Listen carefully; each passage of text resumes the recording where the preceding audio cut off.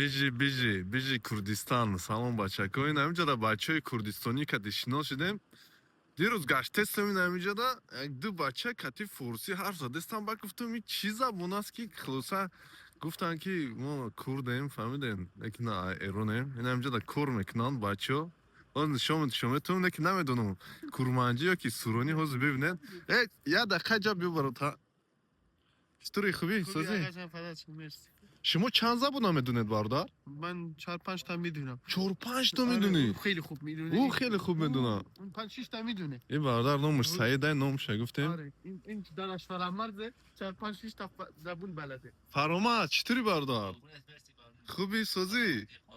ای بچه ها شما کرمانجی گپ میزنه یا کی چی؟ نه ما سورانی حرف میزنیم و هورامی سورانی و سورانی با هورامی با هورامی ای چی؟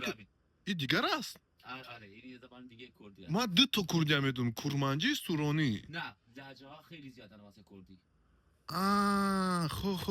خو بیجی زنده باشید فدات به شما واسه مرسی من یعنی خندیده است آره این دوستان داره خوبه نیست خوب است خب به هر حال چی گفتنیم این همین بچه ها مرا دیجا بو فهمودن جا یک کار اومده ما بعد دانشگاه بعد کاری اساسی خودم با جدا دستافکم در اومدم یک جا کار خلاصه یعنی رسوندن هم خیلی بور خلاصه انا این همینه ادامو انتظار که همه وان کتی کار